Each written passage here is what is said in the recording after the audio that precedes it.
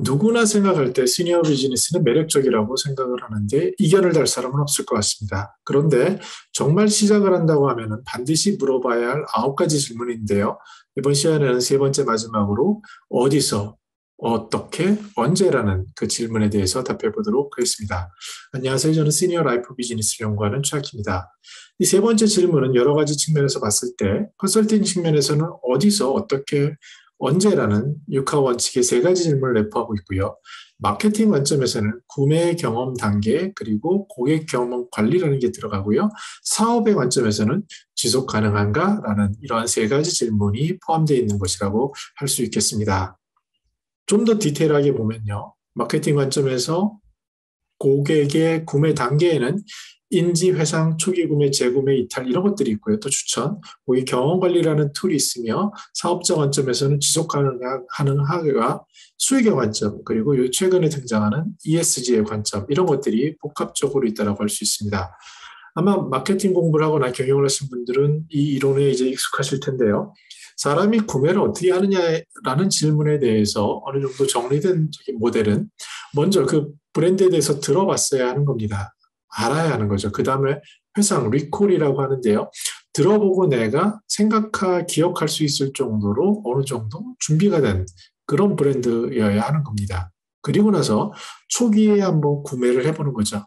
한번 해보게까지 하는데 여기까지 돈이 많이 들어가게 됩니다. 근데 초기 구매에서 끝났다라고 많은 분들이 생각하지만 그렇지 않습니다. 초기 구매 다음이 중요한데요. 초기 구매를 하고 이탈을 대부분 해서 천곡선, CHURN이라고 하는데요. 많은 사람들이 계속 구매하는 게 아니라 한번 떨어지게 됩니다. 이런 천곡선을 하게 되기도 하고 또는 재구매를 하게 되죠. 이 재구매에서 더 만족한 사람들은 남들을 추천하게 되는데 이것이 마케팅 관점에서 사업 관점에서 어마어마한 차이를 나타냅니다. 제가 그 보험사에서도 이제 DB 마케팅에 관여한 적이 있는데요. 생각하시는 것과는 달리 이 보험사 수익의 데이터베이스 마케팅 수익이 어마어마합니다. 이런 것들은 금융권, 제1금융권에도 큰 버짓으로 주고요. 말씀드린 미국의 은퇴자 협회 같은 경우도 수익이 뭐 1년에 1조 정도 매출이 되는데 수익 관점에서는 상당 부분을 그러한 제휴, 어필리에이트 마케팅이라고 하는데 큰 개념에서의 그러한 제휴 수익으로 나타나는 것이 있습니다. 그 속에는 고객의 데이터라는 게 있죠. 근데 그 데이터라는 것은 무엇이냐? 고객의 경험입니다. 즉, 고객이 무엇을 한번 사봤다까지 온 그 경험이 달린 것에는 인지와 회상이라는 어마어마한 자원이 들어가 있습니다.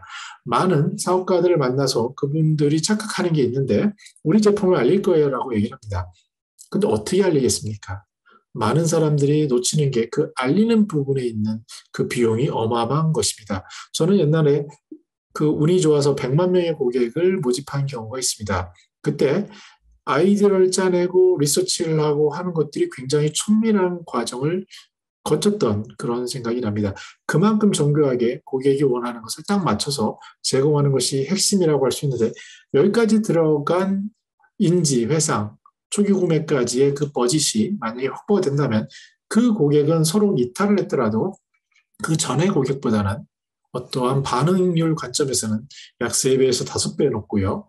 한 번 구매한 고객이 다른 것을 추천하는 것은 약 5배에서 10배 이상 높다는 것을 저는 경험치로 이해하고 있습니다.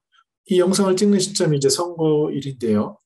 기호가 뭐 열 몇 분까지 계시죠. 그분들 중에 매년 나오는 분들도 계신 것 같은데 뭐그 돈이 많아서 그러실 수도 있고요. 근데 그분들조차도 내 이름을 알게 하고 고객들이 뵙게 하는 것까지가 어떻게 보면 마케팅 관점에서는 제일 중요한 부분이고 특히 소사업을 하시는 자영업자나 아니면 소기업, 벤처 창업자인 경우에는 여기에 재원을 투여할 수 없기 때문에 이러한 고객의 구매 경험 단계를 정확히 이해해서 타겟팅해서 마케팅하는 것이 어느 때보다 중요하다고 할 수 있습니다. 그럼 언제라는 질문이 굉장히 매력적인 게 됩니다. 금융 마케팅을 하다 보면요. 금융권에서는 보이지 않는 제 것을 서비스나 재화를 파는 거예요. 그러다 보니 교육이라는 게 굉장히 중요해지고요. 마케팅이라는 게 어떻게 따로 할 수 있는 게 어떤 물건을 파는 것과 제조와는 조금 다른 그런 컨셉을 가지게 됩니다. 그래서 중요한 게 신뢰라는 개념을 갖게 되고요. 그리고 고객의 접점에서 알리는 마케팅 그 단서를 찾게 되는데 그때 등장하는 게 라이프 스테이지, 라이프 사이클, 라이프 이벤트 같은 겁니다.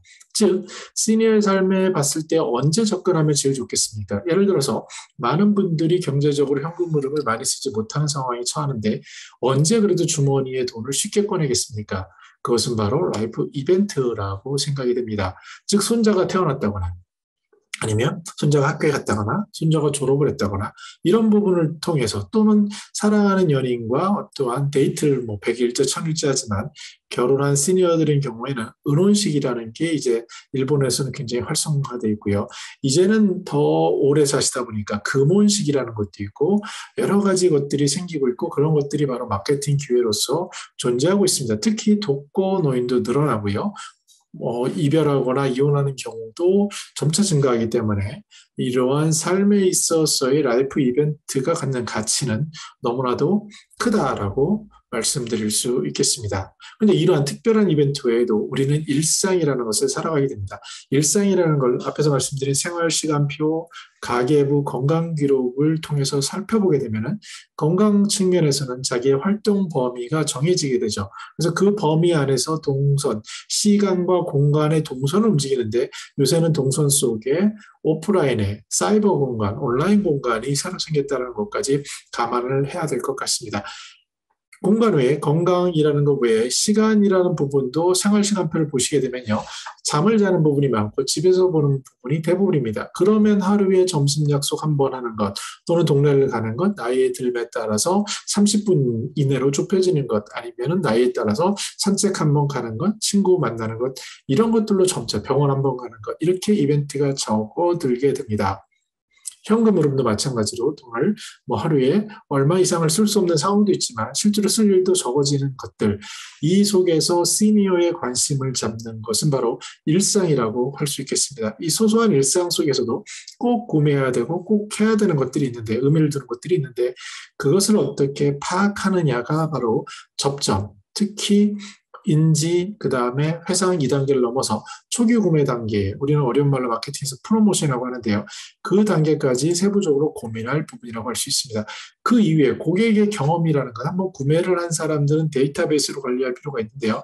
작년에 이제 병원 동행의 당신처럼 동행의 유 대표님과 같이 스터디하면서 만든 겁니다.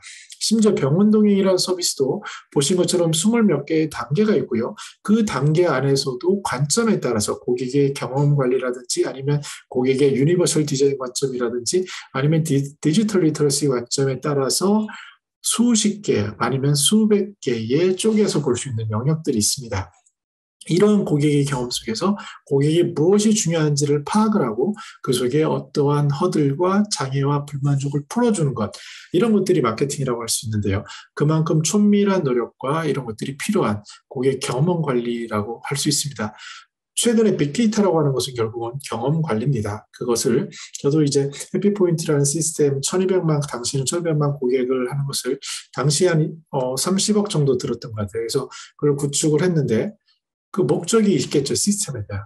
그리고 또는 그 안에서 볼 수 있는, 건져낼 수 있는 데이터가 있겠죠. 근데 무엇을 내가 볼 것인가의 관점이지만 많은 데이터 마케팅, 데이터베이스 마케팅도 여전히 핵심적인 질문을 놓치게 됐을 때는 garbage in, garbage out이라고 정말 도움이 안 되는 데이터가 들어오고 데이터가 나가게 됩니다. 다만 최근에는 인공지능 분석이 발달함에 따라서 여러 가지 비정형적인 데이터들을 분석을 해서 그 속에 인사이트를 찾아내는 이런 것들이 많이 가능하게 됐는데요. 그것은 그나마 다행이지만 여전히 중요한 것은 내가 분석하는 사람이 어떤 의도로 특히 사업하는 분들이 어떤 관점에서 볼 것이고 이것을 어떻게 데이터베이스화할 것인가라는 그 관점이 중요한 것 같습니다. 예를 들어서 눈앞에 있는 시니어 한 분을 만족시키는 것 그것이 병원 동행이 됐든 아니면 버킷리스트 여행이 됐든 그랬을 때 그 고객의 삶을 시간과 현금 흐름과 그다음에 건강 상태, 동선, 그분의 말 이런 비정형 데이터를 하나의 데이터베이스로 만들어서 그분을 분류한다면 그분과 비슷한 분들이 만약에 10분, 100분, 1000분이 된다면 또는 그것을 확대해서 글로벌로 넓힌다면 그 세그먼트 하나, 그 타겟 하나 가지고도 비즈니스를 만들 수 있는 게 바로 시니어 그 경험, 고객에 대한 마케팅 그리고 비즈니스 모델이라고 할 수 있겠습니다. 그만큼 데이터와 이것이 중요합니다. 그런데 창업 관점에서 이제 끝으로 드는 질문이 있습니다. 현금 비즈니스는요, 수익이 남아야 되죠. 수익이 플러스냐? 어떻게 보겠습니까? 다음 달 내가 월급 다 주고 나도 집에 가져갈 수 있나? 그리고 R&D도 해야 되는데 내가 할 수 있나? 경쟁사 대비 경쟁력을 키우기 위해서 이러한 모든 것들을 여러 방법을 통해서 현금이 플러스가 되는 구조. 많은 창업가들은요, 제가 강조하는 부분은 저 같은 경우도 실패를 했는데, 자신의 돈이 들어가면 안 된다고 생각합니다. 크게 두 가지 이유 때문인데요. 하나는 자신이 돈을 들어간다고 했을 때 그것이 만들 수 있는 효과가 크지 않기 때문입니다. 그 금액이면 얼마나 되겠습니까? 뭐 많이 여유가 있어봤자 몇 억인데요. 그랬을 때 개인의 피해는 크지만 비즈니스에는 아주 큰 돈은 아닌 것 같습니다.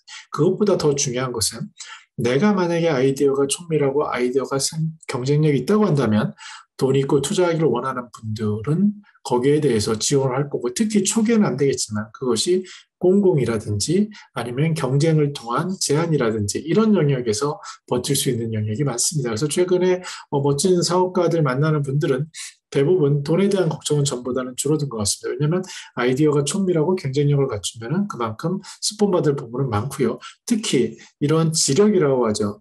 경쟁 고민하고 고객을 만나서 만들어내가는 그런 사명에 투철하신 분들은 비용 합리적으로 데이터 분석이나 마케팅 테스트에서도 여러 가지 합리적인 방법을 고민하기 때문에 그렇습니다. 근데 이것이 사업이 계속될 때 과연 지속 가능한가? 경쟁 대비 가능한가? 이런 것도 있고요. 최근에는 ESG 관점도 중요합니다. 환경이라든지 사회라든지 그리고 이런 그 투명 조직 구조라든지 그리고 더 중요한 것은 내가 이 일을 왜 하지라는 생각이 문득문득 들 것 같습니다. 많은 분들이 그런 얘기를 하죠. 정말 직원에게 월급을 주시는 분들은 애국자라고 하는데 저는 100% 공감을 합니다. 왜냐하면 그만큼 어려운 일을 하고 계시기 때문인데요. 그러한 것이 가능하게 하기 위한 것은 사업자가 사업을 시작하려는 사람이 이게 나의 미션이라고 생각을 해야 가능할 것 같습니다. 저 같은 경우도 유튜브 이제 구독자 10,000명이라고 하지만 수입은 월 뭐 몇만 원 정도 되는 겁니다. 이걸 가지고 이걸 해? 그럼 어떻게 보면 미친 짓이야라고 생각을 할 거고 또 가만히 앉아서 예전에 3년 동안 제가 구독한 사이트들을 다 하나씩 봤어요. 그랬더니 놀라운 것이 정말 실력을 갖추신 분인데 중간에 그만두신 분들도 많고요. 또 좀 하다 그만두신 분들도 많고요. 처음에 뭐 대박을 쳤지만 또 그만두신 분들이 많습니다. 그 이유는 무엇일까를 생각하면 여러 가지 복합적인 게 있겠죠. 더 중요하고 더 급한 일이 생겼거나 아니면 더 프로피타블한 일이 있거나 아니면 하다가 이건 아니다 싶었거나 여러 가지가 있겠지만 가장 근저에는 내가 이 일을 즐기는가라는 질문일 것 같습니다. 내 삶이 이걸 할 때 어떤 의미가 있는가인데요. 제가 최근에 이제 가장 어떻게 보면은 이러한 일반적인 사회적인 기준으로 가장 성공하신 부분하고 어떤 유튜브에 대해서 얘기를 나누는데요. 굉장히 존경스럽습니다. 왜냐하면 그분은 당신의 소명을 어떠한 한 분야의 노인 문제의 특정 분야의 세부적인 것에 몰입하식으로 결정을 하셨고 그것을 위해서 어떻게 하면 더 확산시킬까 이런 고민하는데 최근에 노인 문제에 있어서 하나의 아주 제가 볼 때 작은 부분에 이것을 어떻게 문화를 확산할 수 있을까를 정말 진심으로 고민하고 거기에 올인하는 모습을 봤습니다. 그만큼 삶을 성공적으로 살아오신 분은 그 이후에 인생 2막, 3막에 있어서도 비슷한 자세와 태도를 가지고 하는데 그럼 이분이 왜 이렇게 할 수 있을까 고려임에도 불구하고 거기에는 바로 그분이 가진 소명이 있다라고 생각을 합니다. 저도 몇 년 전에 왜 당신은 시니어 라이프를 연구하십니까? 라고 했을 때 그게 제 소명입니다라고 약간은 거칠어로 얘기한 것 같습니다. 물론 지금은 뭐 다른 게 할 게 없어서 이런 답도 있을 것 같은데요. 중요한 것은 내가 이걸 왜 하는지, 이 작업을 왜 할 것인지 거기에는 맨 앞에 말씀드린 개인의 경험과 함께 이것이 사회에 끼칠 영향과 함께 그리고 이런 것들이 믹스돼서 나타나야 지속 가능하지 않나라는 생각을 해보았습니다. 예, 이렇게 3시간에 걸쳐서 시니어 비즈니스, 초고령화 사회, 누구나 다 뭐 예측하는 돈이 될 거라고 보는 사업, 특히 최근 들어서 실버타운에 대한 막대한 투자, 그리고 다른 사업에서 찾지 못하는 블루오션, 뭐 이런 얘기를 하는데요. 여전히 20년이 지난 지금도 뛰어들 때 조금 더 디테일을 보면 척박합니다. 어떻게 보면은 복지 영역에서 많이 벗어나지 못했기 때문에 공공기관과 경쟁을 해야 되고 노력은 많이 하고 의미는 크지만 수익성은 적을 수도 있습니다. 그런데 이 커플을 뒤집어서 놓고 보면요. 진지하게 세 단계로 나눠서 누구가 고객이고 그분이 왜 하지? 그리고 그분들을 어떻게 구분하고 내 고객을 누구로 정하지? 내가 이걸 어떻게 사업으로 해서 어떻게 접근을 하지? 이런 고민이 철저하게 세워졌다면 이것만큼 좋은 사업은 없을 것 같습니다. 왜냐하면 마케팅이나 사업이라는 것은 고객 한 분을 자기 편으로 만드는 겁니다. 그분이 만족했다면, 예를 들어서 제가 생각하는 어떤 어르신 한 분이 만족했다고 한다면 그분의 인생이 저에게 디펜던트 또는 저를 추천하게 되는 거죠. 그랬을 때 그분이 추천한다는 것은 구매로 이어지고요. 특히 시니어의 경우에 유산이 남게 됩니다. 그래서 제가 항상 강조하는 시니어 비즈니스의 블루오션이라고 할 수 있는 신탁, 특히 유산, 이런 것들이 줄 잠재력은 어마어마할 겁니다. 심지어 반려동물 신탁 사업도 일본의 경우에 많고요. 치매 환자가 가지고 있는 신탁의 규모도 GDP에 비해서 어마어마한 비중을 차지하고 있습니다. 곧 우리가 부딪힐 문제고요. 현재 우리가 맞이하고 있는 현실입니다. 그런데 만약에 그 비즈니스를 하기 위해서 거기에 집중해서 한다고 했을 때 누가 움직이겠습니까? 그건 아니라고 보고요. 시니어들의 현재 시간의 문제, 현금 흐름의 문제, 건강의 문제를 아주 작은 부분부터 내가 얼마나 성심성의껏 진정성을 가지고 서비스하고 그분이 얼마나 만족했을 때 그때 그분을 삶을 송두리째 같이 편으로 추천할 수 있는 모델을 만들 수 있다고 생각합니다. 제가 변호사 선생님들과 이제 웰다잉과 대해서 연구를 많이 최근에 귀동냥을 하고 있는데요. 특이한 사례가 하나 있습니다. 뭐 집 한 칸 정도도 아니고 월세 사시는 어르신이신데요. 그분이 보증금 정도가 있다는 거예요. 근데 이분이 이제 독거노인이신데 그분에게 따뜻한 말 한마디를 하는 일주일 동안 만나는 사람 중에 한 분이 야쿠르트 아줌마라고 합니다. 정말 진심으로 대한 그 야쿠르트 아줌마한테 이 할머니는 어떤 고민을 하냐면, 야, 내가 가진 이 500만 원, 1000만 원, 이거를 이분한테 내가 죽으면 주고 싶은데, 도와주고 싶은데, 이런 마음을 가지고 있습니다.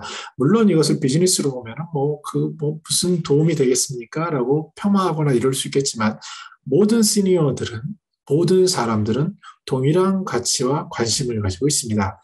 그분의 편이 되고, 그분의 이웃이 되고, 그분의 소리를 들어주고, 그런 것들이 마케팅 기회가 되는 거고요. 굳이 마케팅이 아니라도 그 삶의 동반자로 있을 때, 거기에 관계가 생기고 고객 관계 형성, 경험 관계가 만들어지면서 그 속에 추천이 일어나게 되고 그 속에서 여러분들이 생각한 삶의 모든 시간과 현금 흐름과 건강에 관련된 재반 비즈니스 아이템들이 연결될 수 있습니다. 당장은 보이지 않겠지만 시니어 비즈니스를 접근하시는 분들은 이러한 삶의 라이프 비즈니스 관점에서 접근을 하는 것이 가장 효과적일 거로 생각이 들고요. 그러기 위해서는 창업자 마인드의 미션, 그리고 선택과 집중, 지속 가능성, 이러한 것들을 고민해야 되고, 컨설팅 관점에서 가장 핵심적인 누가 언제 어디서 무엇을 어떻게 왜라는 다섯 육하 원칙에 대한 철저한 고민, 이런 것들이 있어야 될 것으로 생각이 듭니다. 네, 혹시 제가 놓친 부분도 있겠지만요. 여러분들이 이 9가지 질문을 한번 해보시고 여기서 더 추가할 거나 궁금한 게 있으면 댓글로 알려주시면 도움이 되겠습니다. 저는 더 나은 시니어 삶 공동체를 연구합니다. 감사합니다.